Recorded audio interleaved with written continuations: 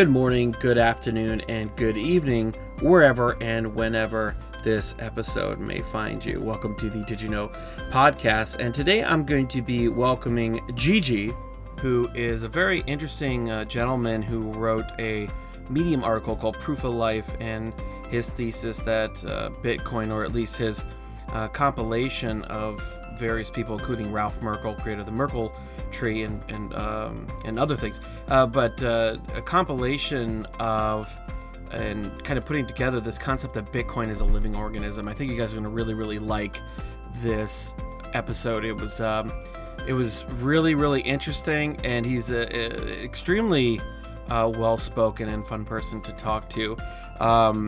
There was a point about 40 minutes in where you'll notice I kind of get a little bit flustered, and I just wanted to point out that it was 3 a.m.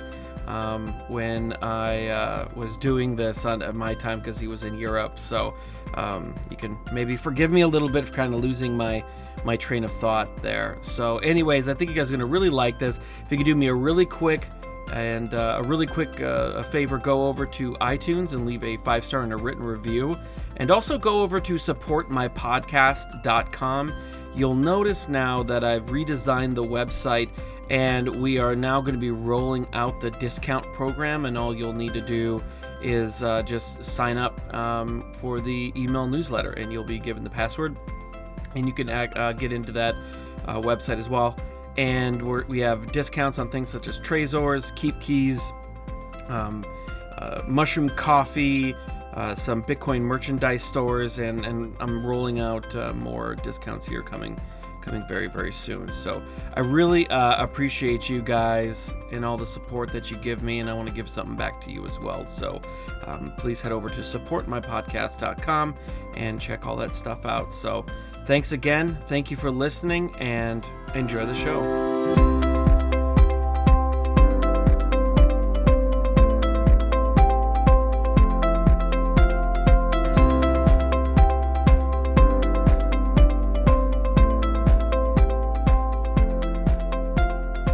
I'd like to welcome Gigi, coder, author, creative thinker, and creator of 21lessons.com and bitcoin-resources.com. Gigi, welcome to the show. Hey, thanks for having me, Dustin. So you wrote a really fascinating Medium article called Proof of Life that was on the thesis that Bitcoin is a living organism. And this is, kind of very much synchronicity as I've been kind of going deeper and deeper down that rabbit hole of kind of Bitcoin, biomimicry in digital networks, and superorganisms kind of in digital networks as well as of late. And I mean, if you don't mind, let's just jump right in and, take as much time as you need. And once you kind of lay out your case for Bitcoin as an organism. Yeah, sure. First of all, I wouldn't even say that it's my case. A lot of other people saw Bitcoin as an organism, and we kind of saw memes forming around that as well, like Bitcoin is the honey badger, or Andreas Antonopoulos also used a lot of memes from biology, and on his book there is an army of leafcutter ants which exhibit similar characteristics. It's just like a superorganism, and you could make the argument that any single ant is kind of stupid and doesn't really know what it's doing, but altogether they create a beautiful system which works and is alive, and so on and so forth. And so many people saw Bitcoin in a similar light as a living organism. And what resonated probably the most with me was the series by Brandon Quidham, who saw Bitcoin as the mycelial network and a fungi superorganism in a way, because fungi are decentralized organisms, basically. And I was playing with the idea of writing about that in a more formal, strict way. And I've been working on that for probably the last half year or so, and it almost turned into a book. And the article I just published are just some excerpts. I tried to break it down in something that is digestible. And so, yeah, it will probably be an article series in 4 parts. And this was the first one where I make the case that it's not an outlandish claim to say that Bitcoin is a living organism. And yeah, I tried to make the case there that it was basically, if it quacks like a duck and walks like a duck, then it's probably a duck. And Bitcoin behaves very much like a living thing and exhibits most, if not all, characteristics of living things. And that's what I try to lay out there. Yeah, and I'll link everybody that's listening. I'll link the Medium article that we're talking about. But I find it really a compelling case because one of the interesting things that I learned when I was studying permaculture was pattern recognition in both nature as it relates to creating. I guess people would probably be more familiar with the term garden and gardening, but food forests and sustainable agricultural practices. But um, not just in those things, but also the rest of the world. And we see the same patterns kind of emerge in digital network topography. And you mentioned um, mycorrhizal systems already, or mycelium, and most pronounced in decentralized digital networks does that really kind of take shape, less so than in permission networks. But what fascinates me is that Bitcoin is more, people kind of just looking at it from the outside and not that familiar kind of just look at it as just these are computers connected to a network. But it's really like you've said, a superorganism that's kind of exhibiting this swarm intelligence, where individuals on the network are acting in a way that kind of benefits the larger organism that we all are a part of, and it kind of orders a seeming disorder of outside inputs, but it's not centrally controlled in any way, which is quite beautiful in its way, and very much similar to what you see in superorganisms. Yeah, exactly. And I think the beauty that you're speaking of is based on the fact that it's very simple rules. So understanding Bitcoin from the rules perspective, what's actually going on, and like building your own little thingy that works in a similar way is kind of easy to do. Like if you if you come from a tech background, you can probably build your own blockchain from scratch quite quickly. But that's not really the interesting part, because the interesting part is once the system grows to a certain point, the incentives are what drive the system. It's not that the rules are complicated, it's just that the outcome is really complicated in a way. And I think um, that's what's so beautiful about Bitcoin, that it is such a simple system, but it exhibits so complex and complicated characteristics. And I think it is also due to the fact that it kind of lives at the intersection of multiple disciplines, if you want to think about it that way. I mean, on the one hand, you have the computer network, the peer-to-peer network, which is very much based in computing and computer science and network topology and so on and so forth. But a huge part of the system is financial and a social one. And I mean, the financial markets can also be seen as kind of, markets are also, they have cycles. Some economists also talk about them like the flow of money, like flowing blood through a system and so on and so forth. So what I'm trying to say is that all of this together, it's almost like multiple living things together that and Bitcoin lives at the intersection of it. And I did my best to do my research, and I binged on your whole podcast in the last 2 days. So I listened to almost every episode, and it was really fascinating to me to hear your progression and arrive at similar conclusions as well, and look at Bitcoin from another angle and see it as something that is akin to a religion. I mean, it has some of these aspects as well, because one big part of the whole system are the people that drive it and that run it, and not only the developers, but we have now the hodlers of last resort, and so on and so forth. And all of that plays together, and it just works. And that what I think is so extremely fascinating. And I think you can look at Bitcoin from 20 different angles, and it kind of all makes sense, but no metaphor is perfect. It's kind of its own thing. It's it's its own phenomenon, and I think nobody really understands it yet. No, definitely. I think, especially as you go down the rabbit hole deeper and deeper, there's different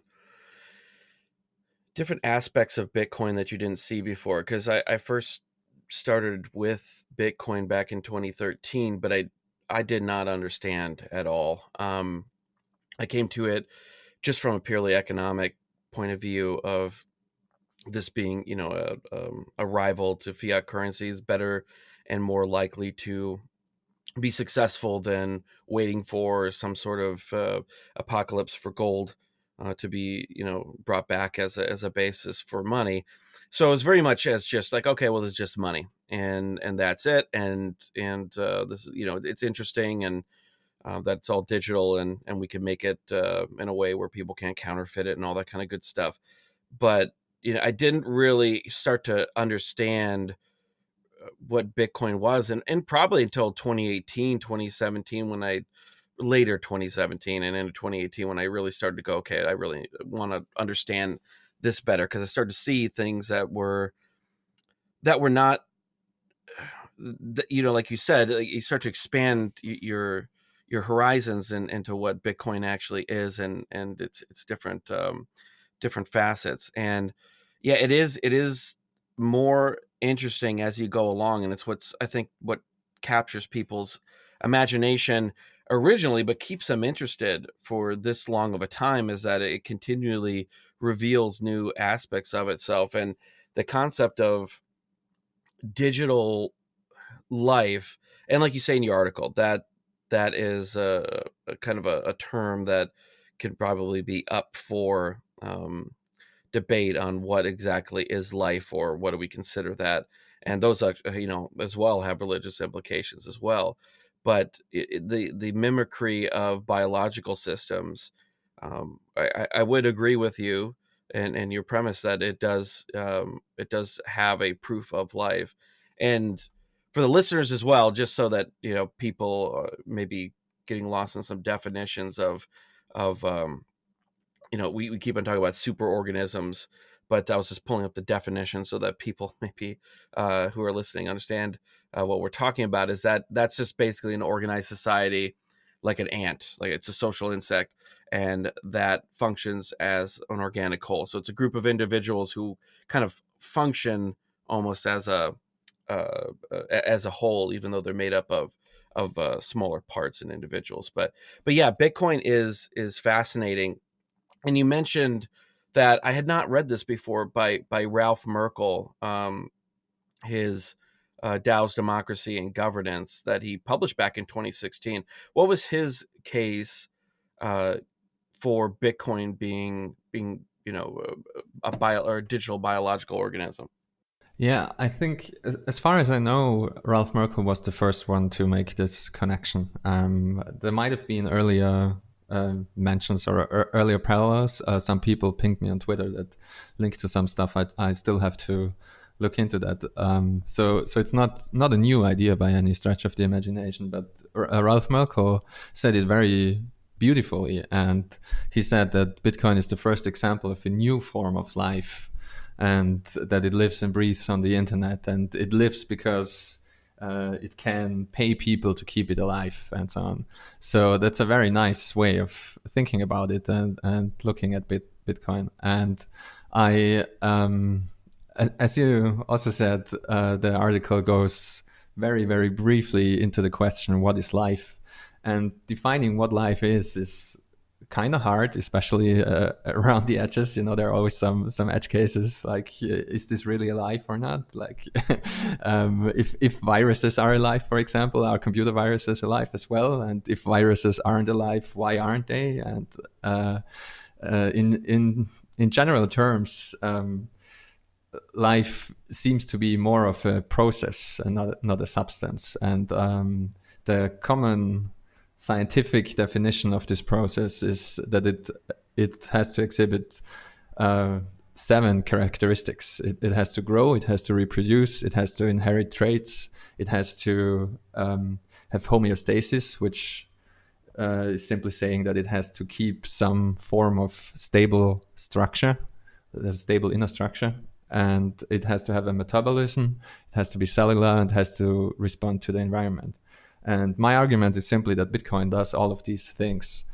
If you look at it from a certain perspective, and uh, I, I, uh, as soon as I realized that, I kind of wanted to write about it and just take Ralph Merkel's claim that Bitcoin is a new form of life more seriously.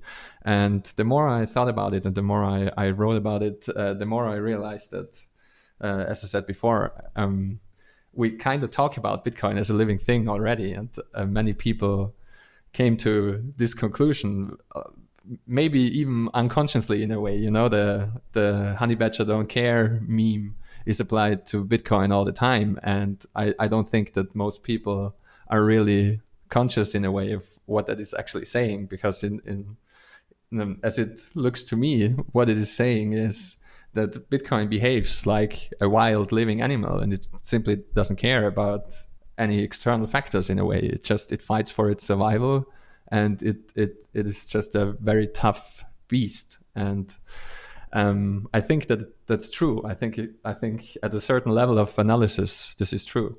And yeah, currently, of course, people play a huge role in, as Ralph Merkel said, paying, like keeping Bitcoin alive, and Bitcoin pays us to keep it alive. But it's not a very, how should I say? I mean, you could think of a future where we are not needed anymore. You know, when you really have autonomous organizations, or you have other entities that pay Bitcoin, that are paid by Bitcoin to keep it alive. And I think we can already see that happening. I mean, we have many companies now which, in a way, also, if it's a successful company, it is its own thing. You know what I mean? It's if you zoom out a bit, a company still lives on if all the people that started the company have long passed away. And so these companies will keep Bitcoin alive, and maybe other autonomous things will keep Bitcoin alive in the future as well. So maybe we will see a transition where Bitcoin doesn't even need us anymore in a way. And I wrote about it quite a bit already. I haven't published it yet, and I'm in the process of trying to break it down into digestible pieces, where you don't I don't know, where you don't throw up when you read them. Well, it's an interesting concept. I mean, if you think of it in those terms, and there's been a lot of, I've been, like I said, I've been kind of diving down this rabbit hole of superorganisms and biomimicry, and just the kind of patterns of digital and organic kind of networks, and a lot of the stuff that I've been reading, where I'm excuse me, is where there's been a lot of stuff published on in relation to companies and corporations and their kind of mimicry of superorganisms, to your point. And that's kind of been reading a lot of that as it goes in there. So it's very much the same, that a company is, similar to Bitcoin, similar to ants, or other kind of swarm intelligence systems, is that they're all, you don't have to have any of the original, individuals of that major organism, of that superorganism, to continue it. And where in your article you talk about how Bitcoin is strange, in that it lives with one foot in the, in the digital informational realm, and then one foot in the physical realm of people, and the, the nodes and miners that run it. And so, how, if you don't mind, giving a little bit of a peek into that article, uh, how do you foresee uh, removing the people? Because I guess the nodes could continue without us, but how would the people be extracted from the equation?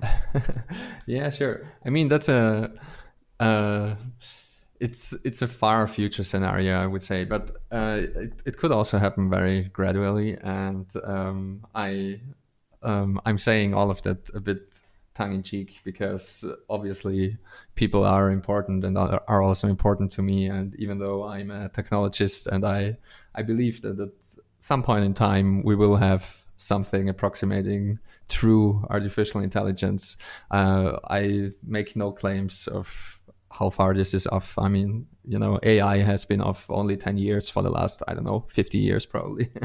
So it's a very hairy and tough topic. And yeah, everyone has a different opinion about that. But with that being said, as soon as you have, for example, and you can kind of already see it a bit. I mean, you have bots on Twitter, for example, the tipping bots, and some other bots that run on the Lightning Network.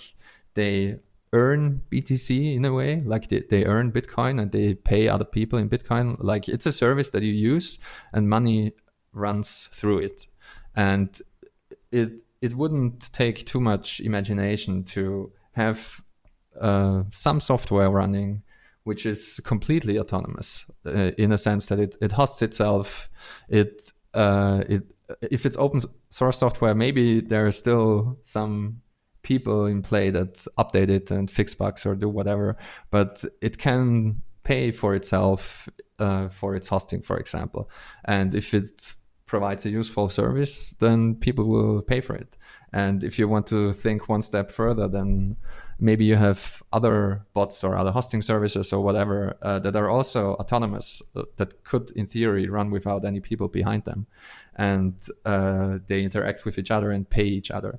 And I mean, it's kind of a weird thought because it's an alien concept to most people, but people and futurologists have been speculating about things like that for a very long time, and I think that it's definitely possible for it to happen. And we see autonomous systems and autonomous bots and also worms and viruses online all the time, but there is no money involved, and most of them are not beneficial. But we kind of have those autonomous systems already, and I think you could imagine a future where there is enough of that activity going on that you don't need to have too many dedicated people running the network. That's one way of thinking about it. It's probably far off, but yeah, that's one way to think about that. And as you said, I wrote in the article, Bitcoin is a strange beast because it lives both in cyberspace and in meat space. You can attack Bitcoin by just cutting off the internet, the physical internet, or even attacking the people physically, or even shutting off nodes physically, or storming mining facilities and taking them offline. But that really doesn't matter too much because Bitcoin also, it's more like an idea than anything else.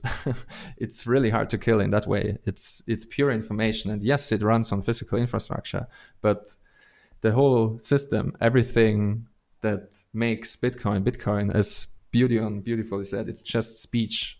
The whole code is speech, the whole network protocol is speech, everything is just text. And in principle, you could run Bitcoin by just passing around pieces of paper. And a system like that is really, really hard to kill. And I heard you talk about Bitcoin as a cult and Bitcoin as a religion and so on and so forth. And I think that one of the things that religions really do show is that information is extremely hard to kill. And I think Bitcoin falls into that category. I haven't sorted my thoughts about that completely yet, but I almost feel like that Bitcoin and also the UTXO said, like the ledger, the distribution of the wealth, it's important enough information that it might survive for a very, very, very long time, just like the Bible did, because you can reprint it. It can survive changes in medium. Um, it can morph and transform independent of the physical reality, and thus I think it will be very hard to kill. And I hope to write about that more clearly very soon. Yeah, no, definitely. The concept of the of an idea as something that's very difficult to kill, and how it relates to. I mean, every successful faith and religion, that's what they've had in common is a um, and popular ideas are very similar to viruses, right? Where they take hold, they reproduce, and they spread to ever and larger numbers. And viruses, ideas are both very difficult, if not impossible, to kill. You can attempt to stifle its growth. You can try to quarantine it to keep it from spreading, but eventually it breaks out. Eventually, the because just like like in a prison, I guess that the guards have to have a good day every day, but the prisoners, just have to have that one day where they get where they can get their day, right, and then they actually break out and break through. And that's I was talking with um, another gentleman about Bitcoin's, what it means, and beyond, trying to another rabbit hole of figuring out more of what Bitcoin is that one of the great innovations, and I almost think it's probably one of the the greatest thing that Bitcoin did, or its greatest attribute, is that it broke people's minds, in that what was previously thought impossible, it made possible. The concept of uh, you know pretty much, we were prior to 2009 in this idea of that it was either fiat currencies, or we were going to have to wait for some apocalyptic event, and then we'd maybe get some gold backing back to our money. But what Bitcoin did was that it broke that mental dam that kind of existed throughout humanity, and still does. I mean, really, it's a pretty small group of people, that we were a part of, that have realized what Bitcoin has done. But it's continuing to spread, and it's breaking down this concept of that you need some sort of centralized source to manage your money. And what else does that mean? What else can we do, or what else do we not need centralized sources for? And I think that mind virus is also another um, big attribute of Bitcoin. And I would almost argue it's probably the biggest attribute of Bitcoin is it's feeding that virus into people's minds of, well, if we don't need it for one of the most important aspects of centralized institutions, what else do we not need? Hmm. Yeah, I there's a lot to unpack here. I feel first of all, I completely agree that with what you said, that popular ideas are like viruses, and Anthony Pompliano, also known as Pomp, says that all the time. Like every second tweet of him, at least used to be, the virus is spreading, and I think that's true. Bitcoin is very much like a mind virus as well. And I tried to write about that in one of my previous pieces, which is kind of a precursor to Proof of Life, um, where I looked at what draws people into Bitcoin. And as I said before, or as I've written in Proof of Life, Bitcoin manifests itself through the interplay of ideas, code, people, and nodes. And that's for me the feedback loop that is also responsible for Bitcoin's success. Because in a way, it all started out with the idea of creating digital scarcity. And I think um, that relates to what you have said, that Bitcoin broke the paradigm in a way. Everyone thought that creating digital scarcity was impossible because information wants to be free. And Bitcoin made digital scarcity possible for the first time. And based on that idea, code was written, and people started to run nodes, and that reinforced the idea. And out of that, that's at least how I see it, out of that value was created. And no matter what you change of those four pieces, they all influence each other, and the loop just keeps on going. It's kind of a viral feedback loop, and Satoshi knew that, and he wrote about it very, very early. And there are many pieces of his writing where he alludes to that.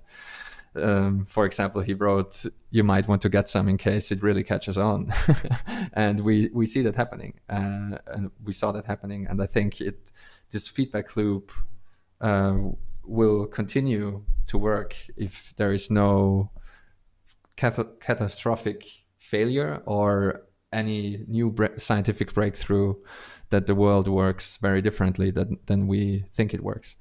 But to come back to what you said, that popular ideas are like viruses, the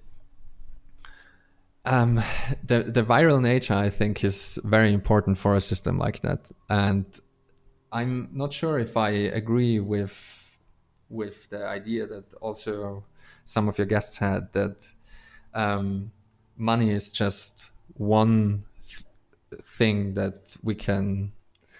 How should I say? I'm not sure if a system like that makes too much sense for anything else but money. It might, but I think money is the most important one. And as you said, it's a mind virus. And what I think the most important aspect of Bitcoin in a way is also waking people up to the idea that our money is broken in a way, which I think is true.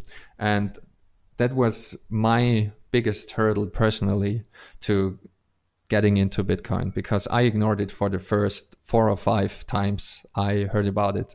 And because I never thought about the question, what is money? I had no idea what money is. I had no idea how the economy works. I had no idea about the history of money.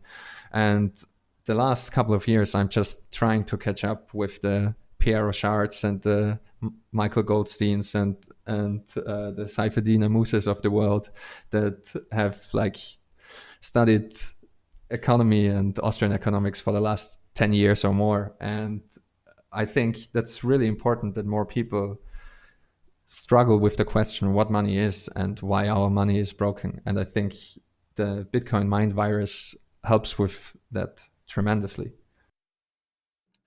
And the article that you're talking about, I'll link to that as well. That's called Bitcoin's Gravity, and I think one of the you touched on something that was very important in there, in that you talked about when you ask 3 people what is Bitcoin, and you'll get 3 different answers.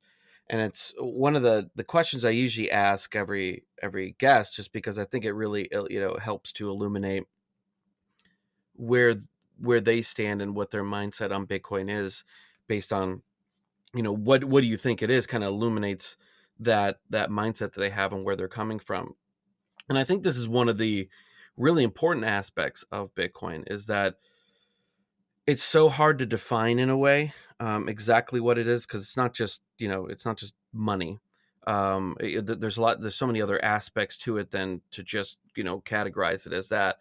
And it's also it's very much like a shape-shifting changeling in a way, in that it's like Satoshi said, this would be very appealing to libertarians, but it also doesn't require you to be a libertarian to appreciate it or like it or use it. It's very appealing to anybody from any of the ideological spectrum, and that it's a purely fair money. There's no oligarchy or anything like that is stacking the deck in their favor, or creating a situation where we have now, where the closer you are to the creation of fiat, the more advantage that you have. And I think it's such an important aspect of Bitcoin being so uh, I don't want to say aloof, or that's such a bad term, but it's so undefinable in a way, and it's apolitical, that it makes it so attractive. That's one of the great aspects of it being able to become a global money, is because it's not, money for libertarians, or money for anarchists or anything like that. It's everybody's money, and it doesn't take any sides. Yeah, I'm not sure if I agree that Bitcoin is apolitical. I think the idea behind it is very political in a way, just like the idea behind the internet is, in my opinion, also quite political. I mean, the idea of net neutrality, and we can see efforts all over the world to reverse that. I mean, China has the Great Chinese Firewall, and in the US, legislation has been passed, which basically kills net neutrality. And arguably, whether you know it or not, the philosophical, political idea behind a complete neutral network, a network which doesn't discriminate, which I believe is a political idea, basically, it arguably made the internet what it is and is responsible for the internet to prosper. And you can see the same in free software, for example. Arguably, Richard Stallman's biggest breakthrough wasn't a technological one, but a legal one. And he founded the Free Software Foundation, and he really took the philosophy behind it very, very seriously. And he built up a legal framework with copyleft licenses and even viral copyleft licenses, like some versions of the GPL, where no matter what software you write, if it has this license, if you take this software in any way, if you use it, you're free to use it. You're free to do it with whatever you want, but you have to use a free license as well. Like, you cannot restrict what the future generations will be doing with the software. It has to be unrestricted. And all of these ideas are political in a way. So that's a long roundabout way of not agreeing with the statement that Bitcoin is apolitical. I know what you mean, but I think the root idea is very much a political one, in a way that we should have hard, sound money which cannot be controlled by anyone. And a related idea to that is also related to censorship, because if you build a system where censorship cannot happen, the idea behind it is that if censorship can happen, it will happen. And we see that all over again. Like we see that everywhere. Everything that has the possibility to have some kind of central censor, at some point in time, this power will be abused. So, a cypherpunk solution to this philosophical, political conundrum is to build a system which simply removes any central point of failure. And Bitcoin does it beautifully. I think Bitcoin is a system that is explicitly built with that political idea in mind. I mean, it's debatable if it's a political idea or not, but it definitely is built specifically for that purpose. And as you said, if you ask 3 different people, you'll get probably even 30 different answers about what Bitcoin is. And in a way, Bitcoin is different things to different people. And there's also the meme going around that Bitcoin is whatever you want it to be. And I think that's true as well. And that's where it already gets hairy, because when you come down to the technical details, Bitcoin is indeed a protocol. And if you simply ignore the sound money aspects of it, you can just use it to transfer value across the globe. Like, no matter what your base denomination is, if you store all your value in US dollars, and someone at the other end of the globe also has all his value in US dollars, or even something else, it doesn't matter, but let's stick to US dollars for now. You can simply use it as a messaging system, like a wire transfer, and you can just convert whatever you want to send into Bitcoin, send it that way like an email, and 10 minutes later, half an hour later, whatever, you convert it back, and the fluctuations in price don't matter at all for that. And Budion wrote a piece on that Bitcoin is simply a messaging system and it's not really money. But Bitcoin is so many different things at once that I have to disagree with him on that, because Bitcoin most definitely is money. It has all the characteristics as money, and people use it as money, and it's the soundest, most hard money that we ever had. Like it will be, from a stock to flow perspective, harder than gold in the next year, or yeah, it will be on par with gold, but it doesn't matter because it will be infinitely scarce. It will be infinitely hard in the future, and we never had anything like that before. And as I'm I'm not sure who said it. Maybe it was Murad Mahmudov. I'll have to look it up again. But all of that is encapsulated in the statement that Bitcoin is like a digital super gold that is flying through an unstoppable PayPal. And we see all of those kind of short sentences and memes emerge, which try to encapsulate some parts of Bitcoin. And that is like what that is encapsulating is that, first of all, it's uncensorable, which is really important because that directly relates to decentralization. And the second one is that it has the soundest monetary policy we ever had on Earth. And people kind of, even if you don't know anything about monetary policy or the hardness of money or stock to flow ratios, you kind of know that gold is really cool and really valuable. And if something is super gold, then you kind of know what it means. You know, it's really scarce and it's really valuable. And all of that, in a way, is true. And that is a very, very long answer to the question, you know, what is Bitcoin to me? My short answer is I have no idea. It's all of those things, and I believe it's even more. No, I mean, I agree with your take on it. I wasn't trying to insinuate that at all. But I'll let you I'll let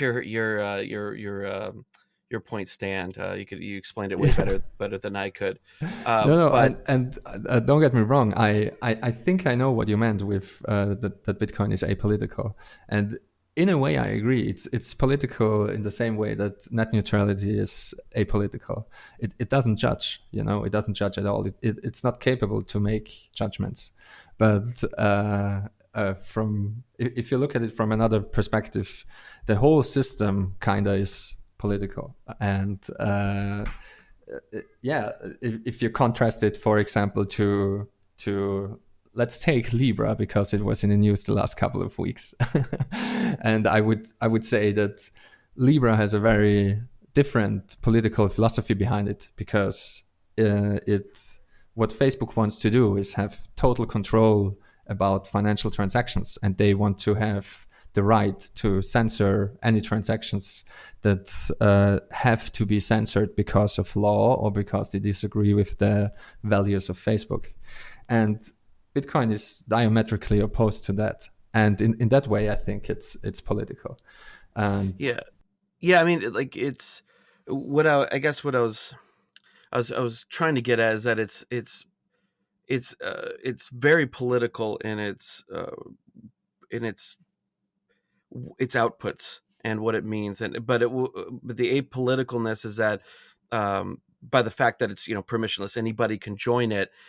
But I do think that the political ramifications for its use, for its adoption, are massive, and also just as by people who are not of, I mean, it's not necessary. Well, that aren't libertarian or sound money advocates or whatever.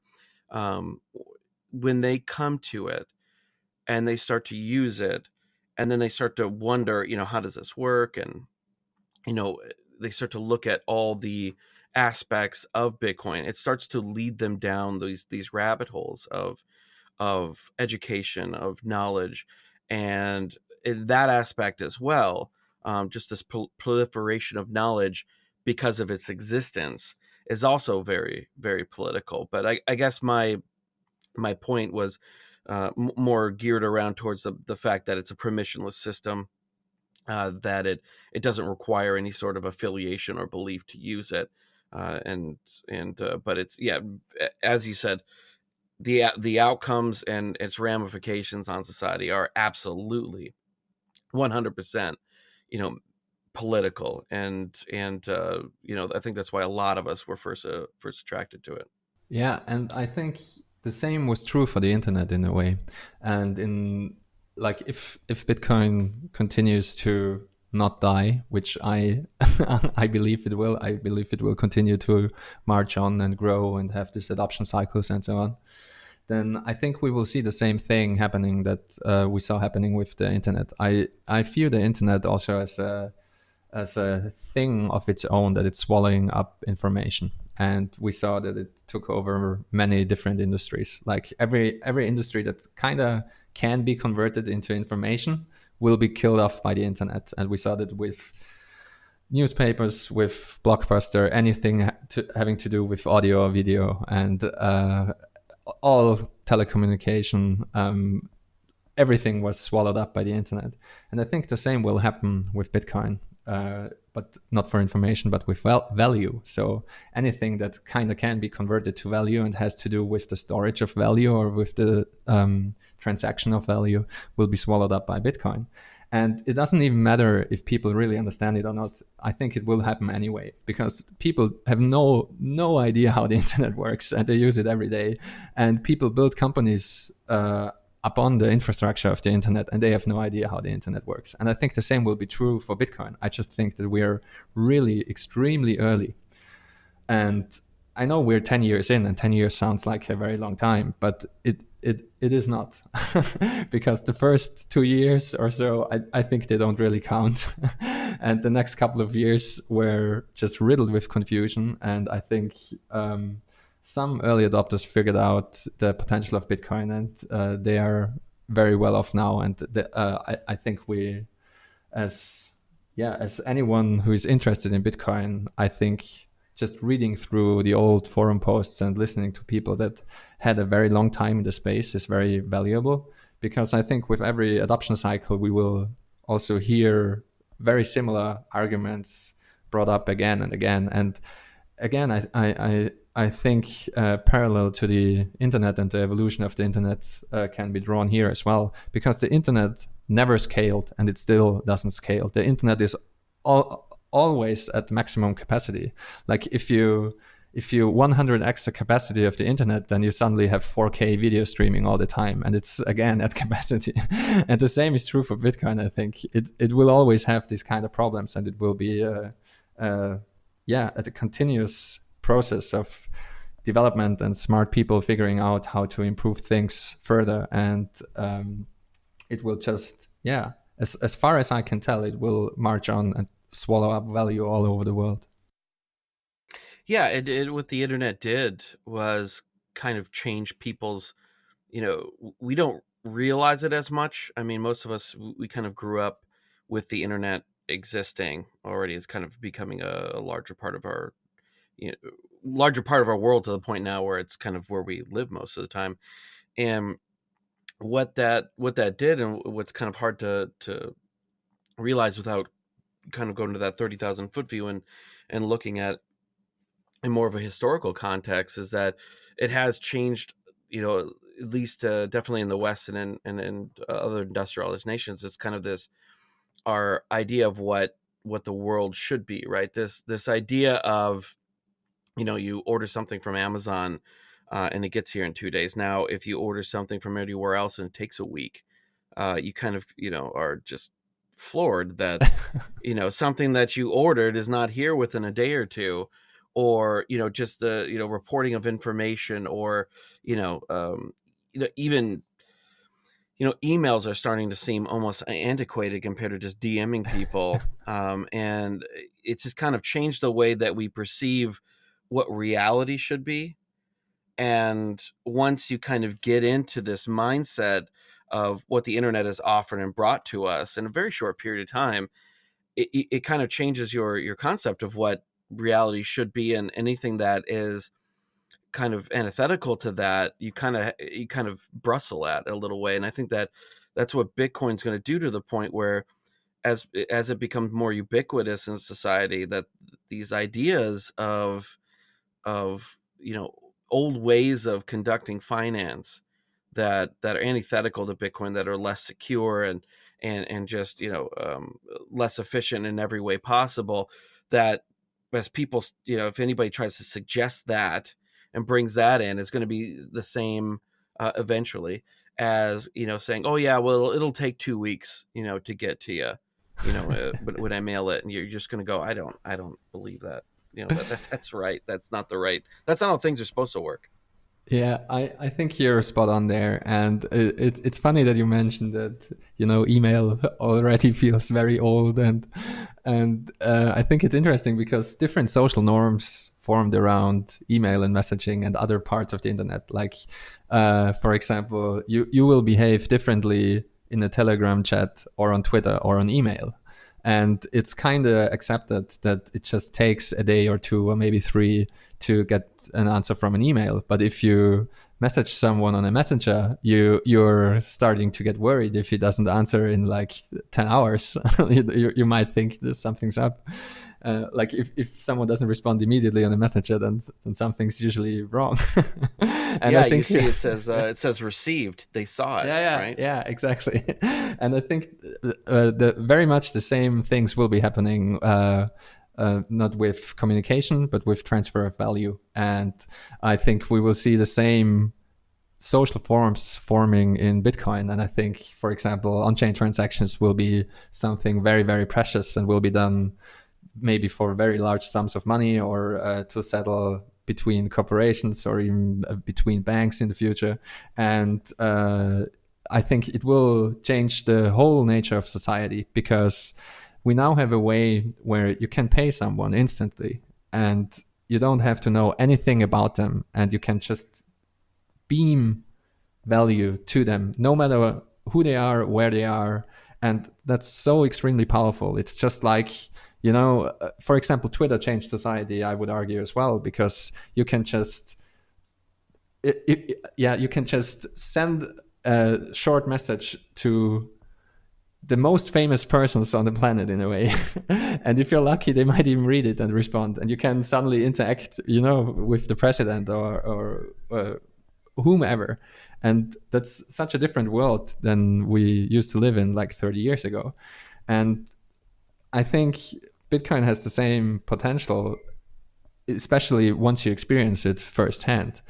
And I think that's extremely important if you have a friend or relative interested in Bitcoin, to just set up a wallet for them and guide them through the whole process and let them experience just receiving value magically through the internet. And I experienced that myself now quite a long time ago, but more recently I did some work for someone on the internet, and they don't know anything about me. They just know my Twitter handle, and they just paid me in Bitcoin. And that's kind of amazing if you think about it in terms of what new ways of collaboration and just frictionless collaboration this opens up. Because in the regular world, you would almost have no way to transfer this money from continent to continent without jumping through so many hoops.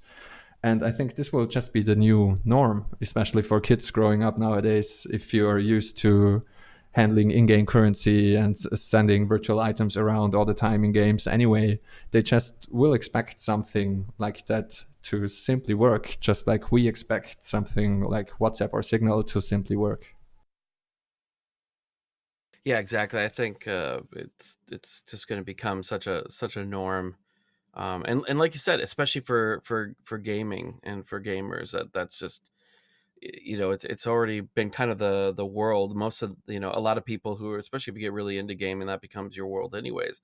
But that this idea of, well, you can't go do this because it's the weekend, or you have to wait until Monday for for this transfer to go through, it just, it amazes me, like even when I'm doing my traditional stocks and looking at either buying or selling something, look, going, oh well, why, I can't, this trade is not going to go through, or I can't do this or that because it's after 4 o'clock, and the bell's rung. Yeah. you have weekends off, or it's a Monday, but it's a holiday, so the markets are closed.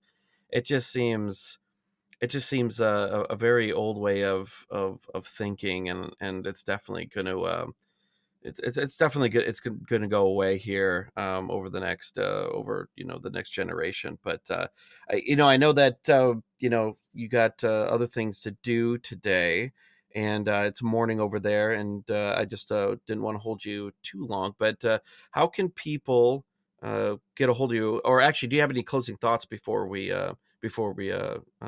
close up the podcast? Yeah, um closing thoughts. I wholeheartedly agree with what you said, and I'm constantly amazed how antiquated the traditional banking system feels once you discovered Bitcoin, or once Bitcoin discovers you. I don't know what's more accurate. I think, like, at least I personally feel, for me, there is no way of going back to the traditional system. Everything just looks and feels kind of stupid now. As you said, if you want to make a wire transfer and it's Friday noon, then yeah, the money will arrive on Tuesday next week maybe, and it's just such a strange world. It's so weird that yeah, banks haven't figured out a faster way to transfer money between them, even though like 97% of all the money is digitized anyway.